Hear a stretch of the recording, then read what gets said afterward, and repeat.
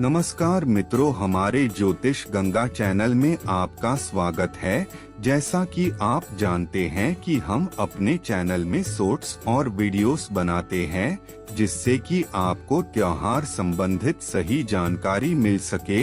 कामिका एकादशी श्रावण मास की कृष्ण पक्ष की एकादशी है।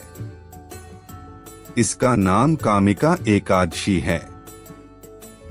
कामिका एकादशी के व्रत में शंख चक्र गदाधारी श्री विष्णु भगवान की पूजा षोडशोपचार विधि से धूप, दीप, नैवेद्य आदि द्वारा होती है। इस व्रत के करने से मनुष्य का ब्रह्महत्या आदि के समस्त पाप नष्ट हो जाते हैं और वह इस लोक में सुख भोग कर अंत में विष्णु लोक को जाते हैं। कामिका एकादशी का महत्व।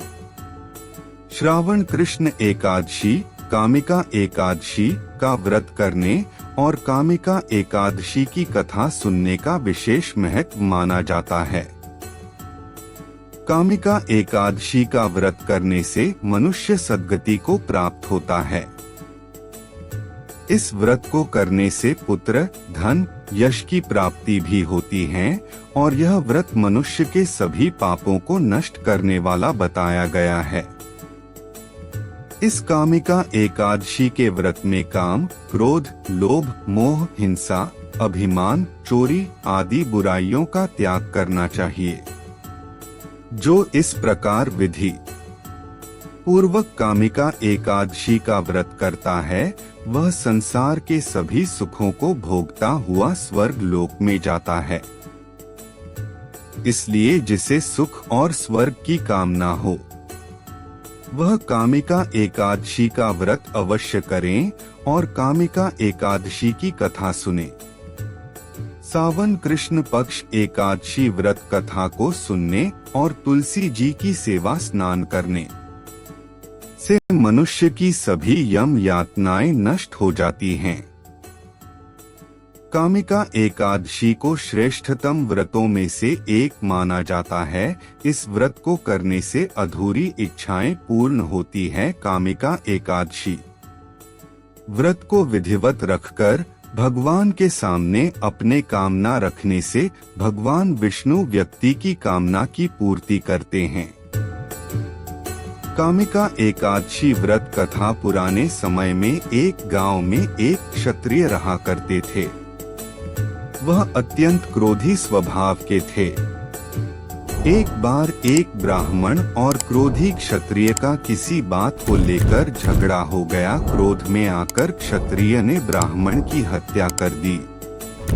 अतः उसने अपने अपराध और ब्राह्मण की हत्या से लगने वाले पाप को नष्ट करने के लिए वह क्षमा हेतु ब्राह्मण की क्रिया करवानी चाहिए।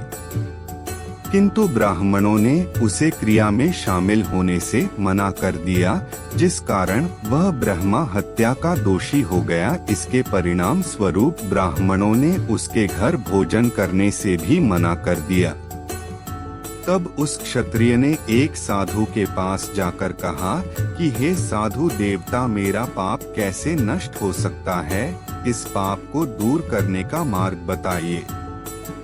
साधु ने उस सत्य को कामिका एकादशी का व्रत रखने और पूर्ण विधि विधान से व्रत का पालन करने तथा कामिका एकादशी व्रत कथा सुनने को कहा।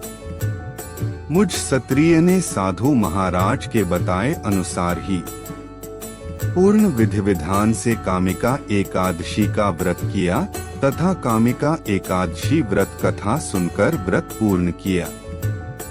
रात्रि में जब वह भगवान की मूर्ति के पास सो रहा था तब भगवान ने उसके सपने में आकर दर्शन दिए। क्षत्रिय ने ब्राह्मण की हत्या का पश्चाताप कर लिया था। इस कारण भगवान ने उसे क्षमादान दिया और समस्त पापों से मुक्त किया।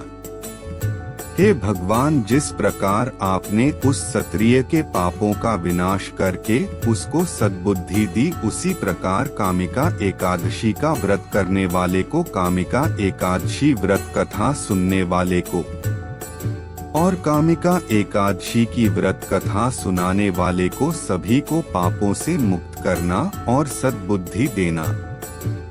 यदि आज का हमारा ये वीडियो पसंद आया हो तो एक लाइक कर दीजिएगा और अपने मित्रों के साथ शेयर कीजिएगा।